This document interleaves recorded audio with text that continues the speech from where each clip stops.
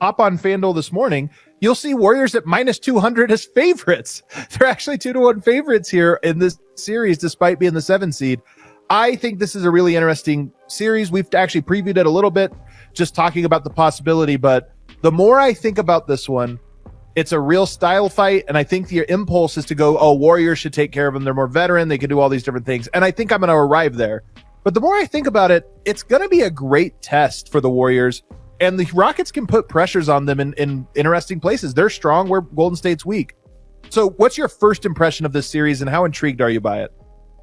Very. And I think there's a couple of series that stand out in terms of it's going to get really chippy really fast. And this is one of them. The other one is, I think, Pistons-Knicks potentially could do that too. Ooh. But this one in particular, and you saw what happened the last time they played. I talked about it. They held Curry to 3 points, and it wasn't just like, oh, Steph had a rough night. No, I watched every second of that game. That was a very important game. He couldn't get open. He could not get open. And it was because of the type of guys they can put on him. And he averaged, I think, he only shot 36% from the field against them this year.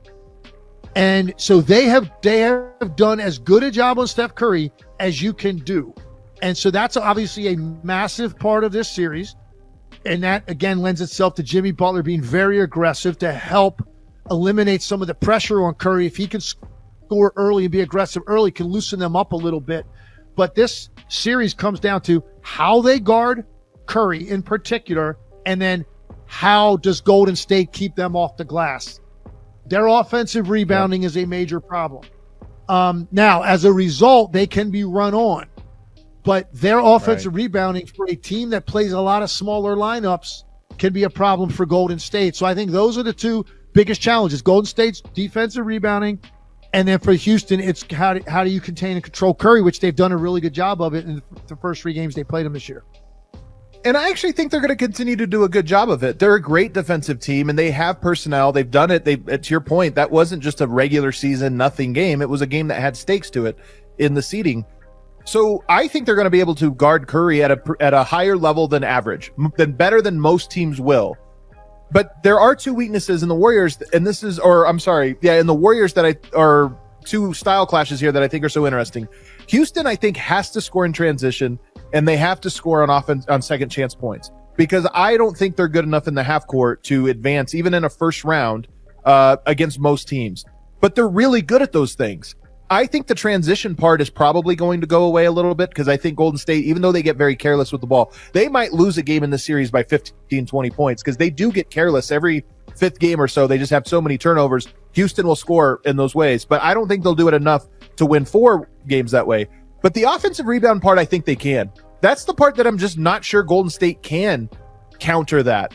And so if you can't take away the 2 big strengths of how Houston will score, even if it's just one of them, they have a shot. Yeah, I agree. Look, I think it's going to be a tough series. I mean, I'm not going to be shocked Houston wins one of those first 2 games. And if that happens, man, now, even though it's crazy because they're the 2 seed, and like you said, a lot of people think the Warriors are going to win this series. They are a 2 seed for a reason in a very tough conference. They ended up at the end of the day 2. And if they get a split, if they win the first 2 games at home, Golden State's in a deep trap here.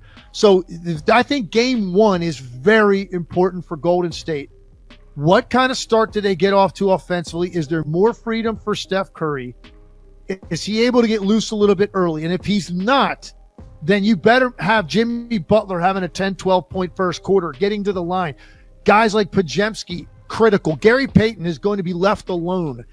He made a big 3 last night. Is he going to be able to make 1 or 2 of those a game that are going to be so important because of the way Houston is going to flood to Curry? They're going to totally sell out to him to try to make sure he's not coming free off dribble handoffs, ball screens, all that stuff, down screens.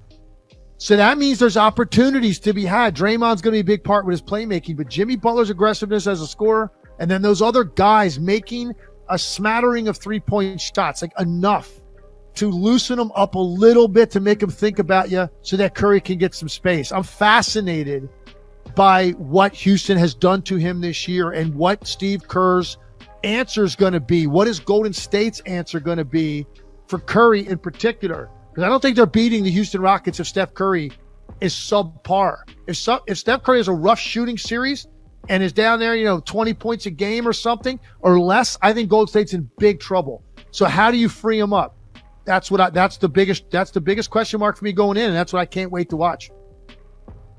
Yeah, well, one of the other gaps here, and it plays into what you're saying, but I'm going to take it in a different direction, is there's a bit of an athleticism gap in the series. Houston's very athletic and very tough, and I think that one guy that it has the athleticism that would make the series interesting is Jonathan Kuminga.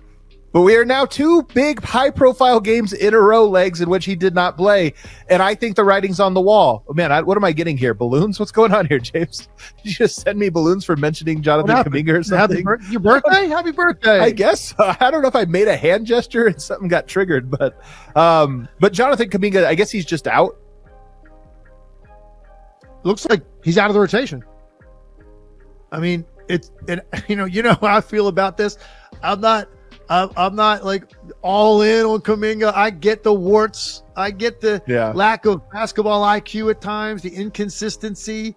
I get all that stuff. I still think you need his athleticism against some of these teams, Houston being one of those teams. I think Oklahoma City is another team that you would need him against because of their collective speed.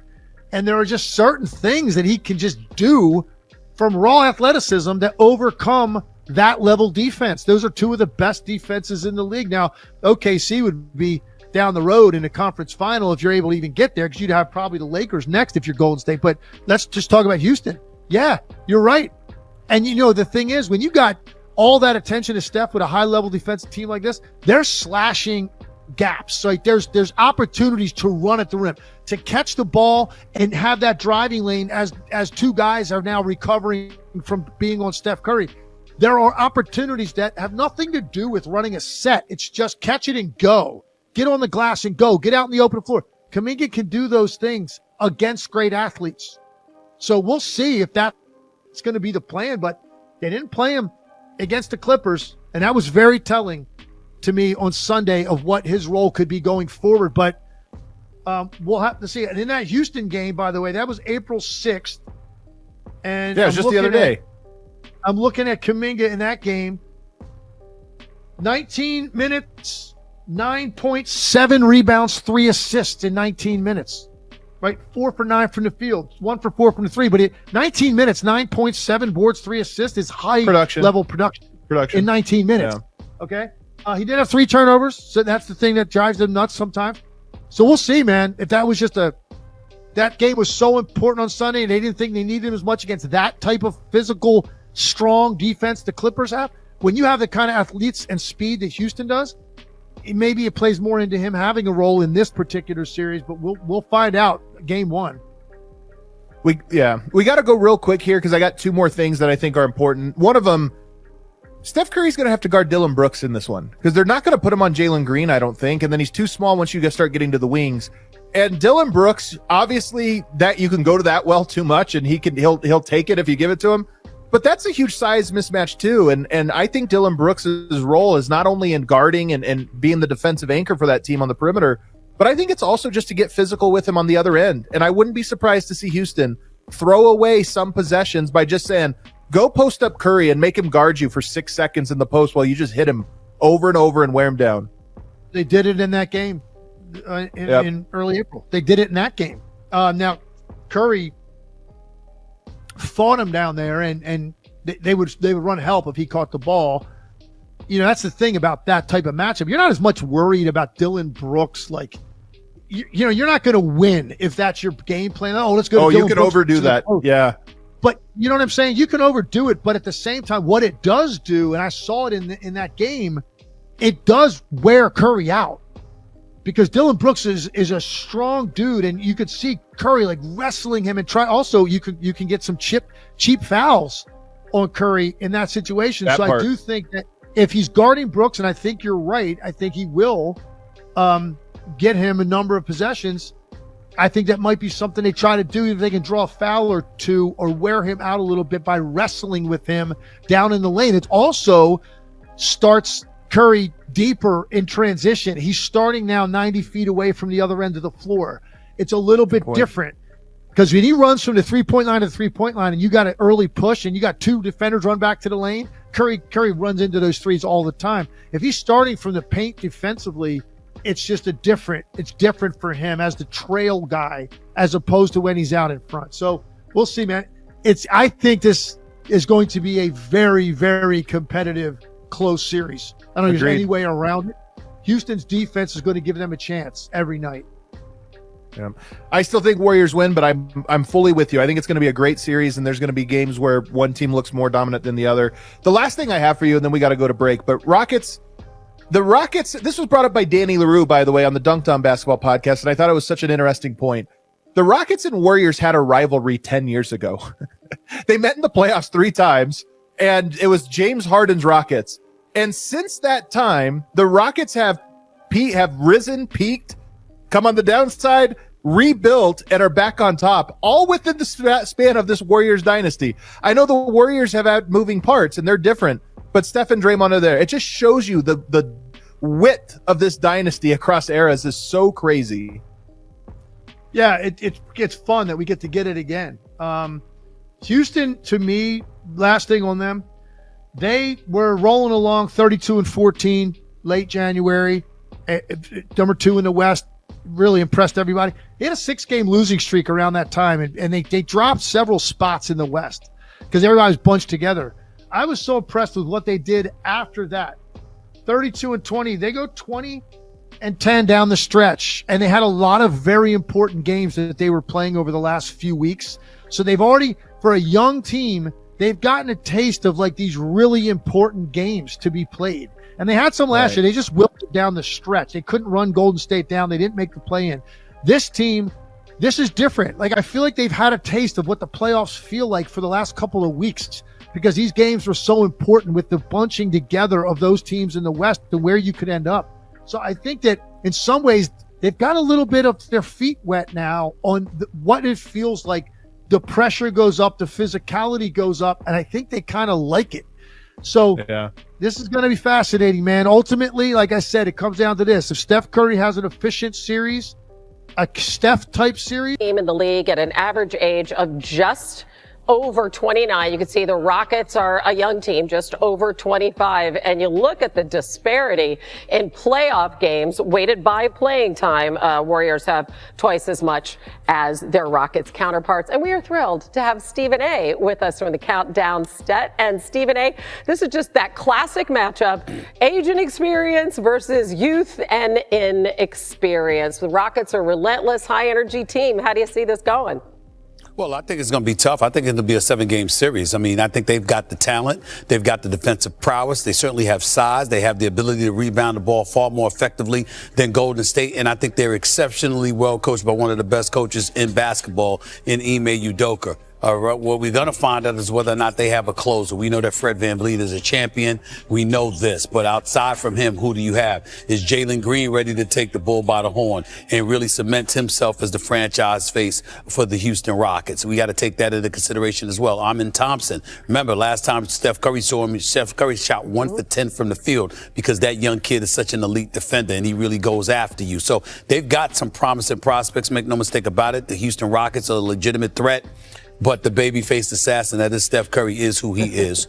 Jimmy Butler is Jimmy Buckets. This is the playoffs. He didn't shoot more than 17 times in the 29 regular season games he played for the Golden State Warriors before Sunday against the Clippers. That game and last night's game, he shot more than 20 times going to the free throw line 27 times. So we know what Jimmy Buckets brings to the table, no doubt about that. Experience, championship pedigree, and Steph Curry, etc. That should rule the day, but it will take a 7-game series, as far as I'm concerned, to pull it off because it's that challenging. Yeah, I would say you'd have to win on the road. Obviously, the Rockets have home court. They're 6th in scoring defense, opponents' field goal percentage. It's good to have the Rockets playing meaningful things in the playoffs. He choose not to use Jonathan Kuminga, the Rockets are going to win that series.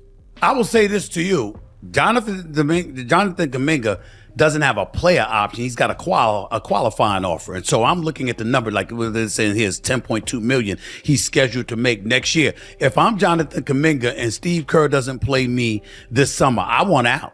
I want out. I don't think he should want to be a Golden State Warrior if that's going to happen. Let's go to the Rockets for a quick second. What's made them so good this year, and why do you give them specifically? Why do you give them such a chance of beating the Warriors in the series? Well, one, I don't know who you voted for as your coach of the year, but I voted for Ime Udoka. This team was he was in my top three. He was in my top three. I voted for Bickerstaff for Detroit. I'm not mad at that. I'm not mad at that. The Rockets were in the 11th spot last year. All of a sudden, they're in the postseason, okay, because of the identity and culture that Ime Udoka brings to a ball club. That's number one. Number two, when we always talk about defensively and what's the most important position in today's game, I always tell you, S.A., what? The wing position. The wing position. Right. They are loaded defensively at the wing position, from Dylan Brooks to Tari Eason to Amen Thompson, who I believe, by the way, might be the best two-way player in the next 2 to 3 years. Okay, so they're going to damn right. They're going to get stops. And now you have Alfred Şengün, who, by the way, last game was busting Draymond Green ass, okay? The last game of the regular season where he had Draymond throwing elbows. He is a problem. So when I look at the championship experience that they have on the team in the veteran locker room, I'm looking at Fred VanVleet. I'm looking at Jeff Green. I'm saying to myself, they got the right mixture of youth, athleticism, and veteran leadership, along with an elite head coach. They're going to be prepared for the Golden State Warriors. It's going to be a bloodbath. It's going to be a physical-ass series. I see it going 6 or 7 games. Jalen Green, what are we to make of him at this stage and point in his career? I think that he's auditioning, S.A. Here's why. We've been hearing the rumors, right? We're hearing the whispers right now, right? Kevin Durant getting together with the Phoenix Suns to figure out what's next for him for us. Finding a team for an offseason so that they could trade him. Okay, cool. Right. We hear the Knicks on that list. We hear the Mavs on that list. And we also hear the Rockets are on that list. The one thing that the one concern that we all have a thing about when it comes down to the Rockets is who's going to be their closer. That's right. Jalen Green, it's your time. S.A., it's his time. Am I lying? You're right, but only in this sense. Let's play with this for a second. With what they have, the young nucleus that they have, you already got quality veterans in Jeff Green and Fred VanVleet. Dylan Brooks is like mid-level veteran. He ain't some old senior citizen cat. He's got plenty of time left in this league, but he's been around long enough, and he's a rough rider. And when you think about the culture that they have and what they bring to the table, do you compromise that for Kevin Durant? I do. But that's why I said, S.A., Jalen Green is auditioning, right? Because when you look at the Rockets right now, what do they struggle to do? Make shots. They're one of the worst teams in the league for us making 3-point shots. And we know that ain't KD's problem. Problem. But what I'm saying is, if I'm Jalen Green going into this postseason, I quiet the noise. Oh, no. Okay, I'm going to show you I could take over a 4th quarter. I'm going to show you I could rough for a 20-point 4th quarter, put the ball in my hands and watch me go to work. Y'all talking about, I'm hearing these whispers about Kevin Durant. Now I'm going to silence that noise right now. And he has an opportunity right in front of him to do it. And so if he does and show that, and all of a sudden the Rockets beat Golden State and they get to the 2nd round, and then all of a sudden we looking at this team and they're in the Western Conference Finals, then yeah, you kill that Kevin Durant conversation. But if you get beaten the 1st round and it's because you don't have a closer, a guy that could go toe-to-toe with a Steph Curry in the 4th quarter when it's a possession-by-possession game, then yeah, you might consider trading a Jalen Green, a Jabari Smith, a Cam Whitmore, package it up to bring Kevin Durant in for next season. Even if Kevin Durant is the kind of person that you might not think is great for your locker room, not because he's bad or cancerous or anything like that, but because he's a different kind of cat and just marches to the beat of his own drum. You don't worry about that with the nucleus and the culture that you're building in Houston? You know why I don't worry about it? Because the one thing I know, Ime Udoka throw hands in the locker room with a player. Kevin Durant ain't gonna come pulling that shit he been pulling in Phoenix with Ime Udoka. Ime Udoka gonna stand on business. And I know Kevin Durant have enough respect for Ime Udoka that he's not gonna bring that BS over there, SA. See, that's what I'm saying. Ime Udoka is the one that's gonna get Kevin Durant in line. I appreciate him having that kind of respect for a brother. Clearly, it didn't appear to exist for Budenholzer or to a lesser degree, Frank Vogel. I'm not blaming Kevin Durant for that. I don't want to come across as saying that. We've heard news that Booker wasn't feeling Budenholzer either. But when you consider that Kevin Durant is there and that, you know what, Steve Nash got let go. When he was in Brooklyn, you got Kenny Atkinson that was let go the minute he arrived. You're looking at a situation in Phoenix where Vogel's gone now, Budenholzer's gone now. What are we to make of Kevin Durant in your estimation? You're his former teammate. You know him well. What do you make of it?